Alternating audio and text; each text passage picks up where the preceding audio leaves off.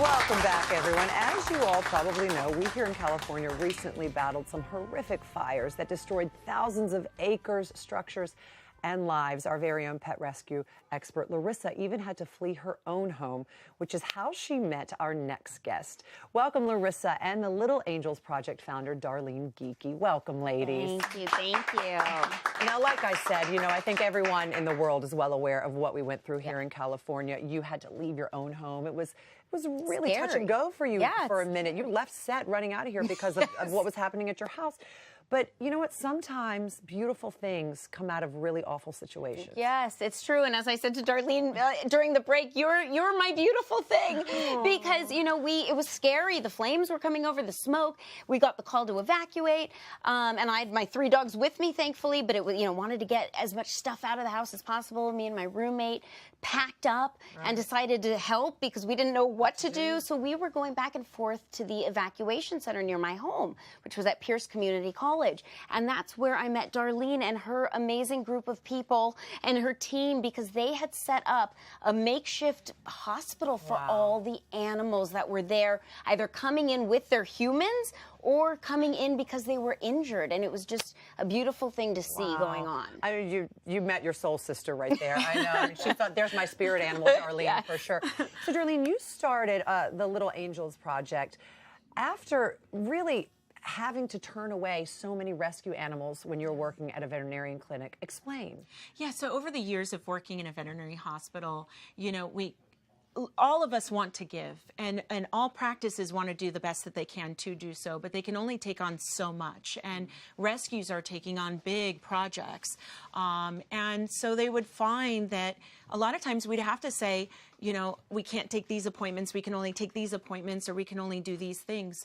So over the years of seeing that, and then owning my own practice, and also feeling that not only financial strain, but also the stress it brings on, the compassion fatigue for the staff. It's interesting, the compassion fatigue that you say, because I was trying to understand, how could you turn these animals away? But you're right, when so many are coming in, you just don't have the capacity. It's a big compassion fatigue for everybody as well, and so you want to do good. So we wanted to say yes. So we really wanted the community to help with a community problem.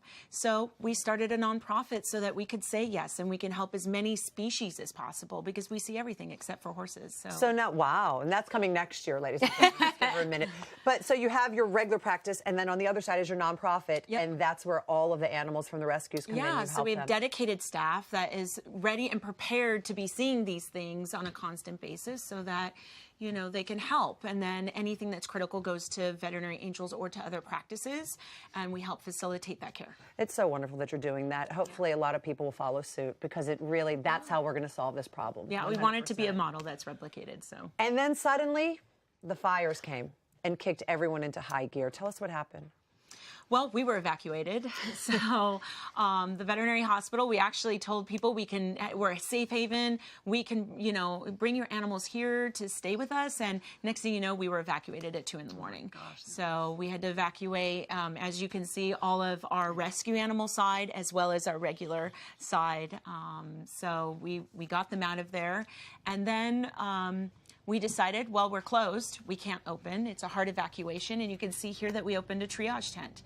So I took everything out of the hospital and popped up like a MASH unit. It was literally like MASH for animals. Literally MASH. At the evacuation center. So this was a big scale operation under a tent, literally. And you were helping animals that had been burned and that had inhaled a lot of smoke. Yeah, so LA County Animal Care and Control came on board. They actually called for the help. We came and helped. And then we worked with Red Cross. So we worked with, as you can see, burn patients and Red Cross people that were there in the shelters. I can't imagine how the pet owners must have felt when they saw you show up and when they saw the pop-up tent. They must have been so relieved to have some help. The human-animal bond, right? So there was a level of comfort that they were able to go, I just need my animal looked at. Does it have respiratory distress? It's, you know, got really bad diarrhea from the stress. Like, can you do something for me? I forgot all of his meds when I ran out of the house and it's burned. So we had vets there to help. And I know there was one person in particular and a pet So I should say human and pet, that really touched you very specifically, Larissa. You came in the next day and we were crying about it. It's been haunting me. Yes, you know, that first night when my roommate and I were there, I beelined to this poor dog that was literally standing in the corner of two walls. You're looking at, that's Maggie. She was old, she was in distress, she was blind, and she just couldn't find her owner. It was an officer that's on the other side of the leash, because an officer brought in Maggie and her human mom, who turned out to be a wonderful, beautiful lady named Ruth, who was 97 years old.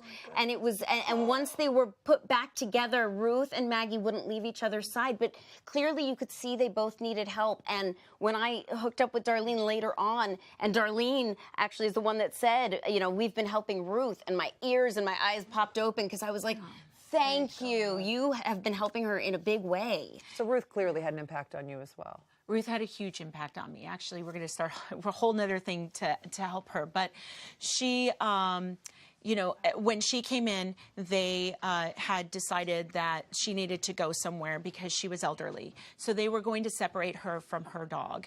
And Red Cross and all of us, some of the Red Cross helpers, and as well as Dr. Salicido, who's with the LA County Animal Care and Control, she was crying on the truck. Oh. And I said, what is going on? And she said, they're going to separate Ruth from her dog. And as everybody knows, when you have that kind of bond and that's all you have left, we were really concerned that Ruth may die. Because this is all she had left. Right. So that's when I got on the phone, again, asked my community, and we helped solve a problem. We got her everything that she needed to get her into assisted living so that Maggie could be with her.